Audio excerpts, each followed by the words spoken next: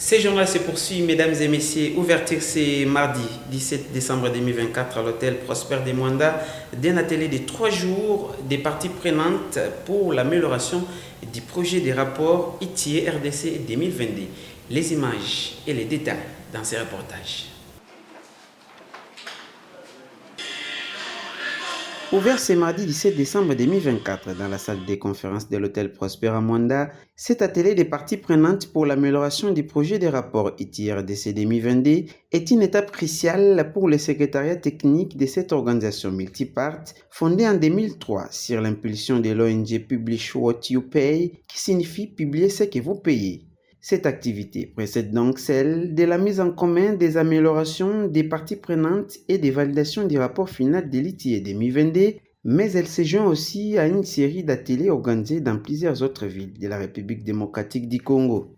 Je suis monsieur Alvin Mambele, expert au sein du secrétariat technique de l'ITIE RDC, en charge de la collecte et analyse des données.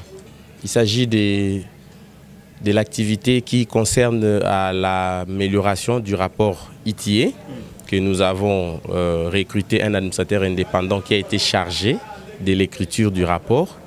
Et là, nous sommes venus avec le projet de ce rapport pour présenter à la communauté de Mwanda, parce que dans ce rapport, nous parlons aussi du secteur pétrolier, du fait que Mwanda est le poumon de l'exploitation pétrolière en RDC. Conformément aux exigences de la norme ITIE, cette amélioration du projet de rapport définit les périmètres et les sources des données qui seront publiées dans les rapports finaux. Cet atelier permet aux différentes parties prenantes, notamment la société civile, les entreprises extractives et les agences gouvernementales, de s'approprier ces rapports et de proposer des améliorations, d'après Alvin Mambele, expert au secrétariat technique de l'ITIE RDC en charge de la collecte et analyse des données. À ce qui concerne le secteur pétrolier, nous apportons les rapports ici. Les gens ont lu les rapports, nous les avons déjà envoyés il y a cela une semaine.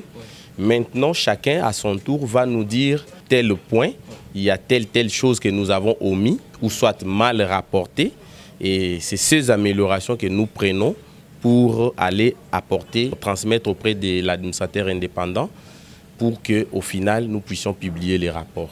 Au cours de cet atelier, les parties prenantes insistent notamment sur la nécessité de renforcer la transparence des données relatives aux bénéficiaires réels des entreprises extractives et à la divulgation des informations sur les contrats miniers et pétroliers.